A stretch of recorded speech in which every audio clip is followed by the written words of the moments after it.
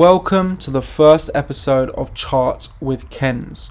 Chart with Kens is a market breakdown of what has happened in the market over the last week and the last few days, and what you can expect to happen in the market over the next week and the next few days. And the reason I say the next few days is because if you have seen the big announcement, from now on I will be making 2 YouTube uploads on a weekly basis. So do subscribe, do like the video, and do look out for all the content coming your way. Now, the chart with Kens will be really simple and really short. I won't take up much of your time at all. And it will just be me analyzing what I see on the charts. And I may cover more than one pair. For today, we definitely have more than one pair. And we're starting off with Bitcoin. Now, looking at the higher time frames of Bitcoin, was still below the monthly resistance trend line, still below our psychological key level. So from the highest of time frames, we've already got 2 confluences pointing to the downside. If we go to the weekly as well, we should see a 3-pin pattern forming at this region here. We've got the highs of last week at $10,400.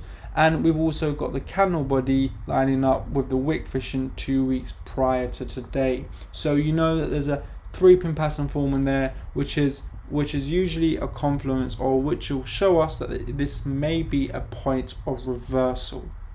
Now, I know that the weekly has closed above our monthly trend line. However, when we go to the monthly time frame, this looks like nothing but wick fishing to me. And again, we've got 21 days, so 3 weeks until we close the monthly candle. Who knows what can happen then?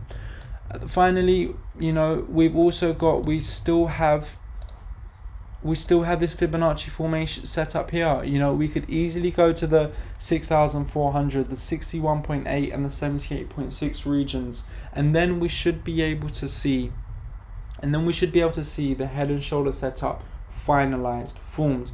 And I did say lastly, but actually that it is not lastly. Lastly would be that the $10,400 region, which we touched last week, is actually a new lower high. Back in February, our highs were $10,500. We missed it by $100 this time. So this tells me that there's actually quite a few things pointing to the downside. For me, Bitcoin, I'm still bearish. If that changes, I'll be sure to update you all. You know, usually my analysis will happen on the 4-hourly, but to be honest, it's been so quiet. There isn't much happening on the charts at all. We're stuck between this zone here that I've plotted, which I've also shared in the Discord and the Telegram. And there isn't much to say on the lower time frames. You know, we're still in the Bitcoin short, and it may take longer than a week, longer than 2 weeks for our TPs to be reached. But the reason for that is because we are taking a trade based on the higher time frames, which are more credible and are more reliable, meaning there's a higher chance of it coming through. However, it may take longer. Now, from Bitcoin, I'll quickly take us over to gold and just analyze why we took that trade earlier on. And actually, looking at my gold chart, we can see that we've got a downward trend at the moment, and it has been since we hit the highs of 1765 back on the 18th of May, and we've got a nice support trend line that's been forming here as well. Now, when I look at this, this was the Fibonacci that was in play on the 4-hourly first. You know, we did enter at the highs here about 1710, 1711, and we was expecting a reversal from this 4-hourly key level and our 78.6 retracement. However, if I pull this up, I've noticed that we have actually hit our 61.8 region, which is the golden ratio. Is the one that we're actually looking to hit first. And also, I think around here we can easily say that there's probably another key level. If I go onto the daily, because it might look a bit more valid on the daily, you know, and we just remove this, and I get one of these in play. Maybe move this up from there to about there, and this is just very rough, you know, but you can easily see that looks good to me, something around there, and you can easily see that the 61.8 aligns with the daily key level. Alongside that, if we do go to the 4-hourly, you know, we do have a 3-pin pattern forming here, which again is a point of reversal. So there's quite a few things going on. I'm just a bit wary that the 78.6 is just above at the 1729. So that again tells me to watch out, that we could see a push higher here and then see a drop down. And even if we push higher here, you know, the trend line is just above. So I'm not willing to enter any trades at the moment. I'd like to see us push towards the 78.6, probably enter the sniper entries from there. Maybe catch some wick fishing up to the 1730s, but still a lot of time ahead of us before we catch any trades. And that's just because we need to see the movement up here, we need to see the wick fishing up here, and before we get even when we get the movement up here, I'm not willing to enter this trade without seeing some confirmations first. I want to see a 4-hour candle closure. I want to maybe look out for the daily closure. It's not one of those trades where I'm willing to say to myself, yep, we're definitely shooting down, let's see what's going to happen next. Now going over as well, I was just going through some pound against the dollar, as a lot of people have been talking to me about that. And if I do just go to the monthly, you can see that I've drawn the monthly key level here and that, and also since about the start of May, or not start of May, sorry, start of 2018, or about the first quarter of 2018, we've kind of been in a downward trend. Not kind of, we have been in a downward trend for the British pound against the US dollar.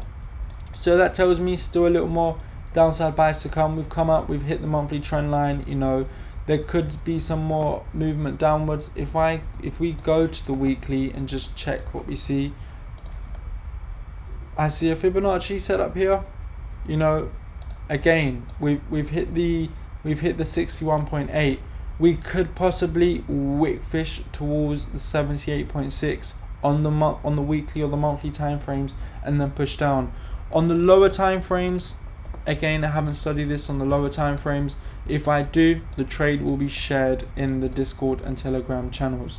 Again, like I mentioned to you all, there's a whole load more Forex to come. So all this Forex analysis is super basic right now, and there's so much more to come your way. Finally, one of the last things I want us all to check is coin market cap. Coin market cap is actually, Bitcoin dominance is sitting at 64.8%, which is pretty low. Usually we're used to seeing it around the 66%. So it is pretty low, and it has kind of led to an alt season. A lot of the alts here have provided amazing return on investments. Ethereum is number 2. That's provided 100% return on investment. Technically, so has XRP. So has Tezos. I think that's on about, might just be under 100% return on investment, but again, that's provided amazing returns. Stellar's definitely on 200 to 250%, and so is Chainlink. I know VeChain is too, so that's definitely one to look out for. Now, a friend of mine did show me a coin, and I've been following it for a little while, and I haven't shared it in the chat because I've been following it and see what it's saying before I do share it. And it's called Quant, and I think it sits around 68th at the moment, no, 67th, and it's currently $7.83. Now let me just show you the chart so we all get a better idea of how amazing this coin has performed. This is one of the best performing coins in the last 2 to 3 months since Bitcoin hit $4,000. It hit lows of 1.10 cents. So, sorry, of $1.10. It's at highs right now of about $8. That is basically 700 to 800% return on investment. That is amazing. This coin has performed exceptionally. I've looked into it a little deeper. This is the website. Definitely have a check. They do have partnerships with Oracle and Amazon Web Services, and also they're featured on the Forbes and the New York Times, and they're doing pretty good things. So definitely look out for this. If this gives us another drop, I will be following this, and I will let you all know when the right time to buy in is. Don't buy in now, it could go up, but again, I don't know, $8 is a high price to buy it at. I'd like to see a drop maybe towards $3, just around here, where we can look into further purchases.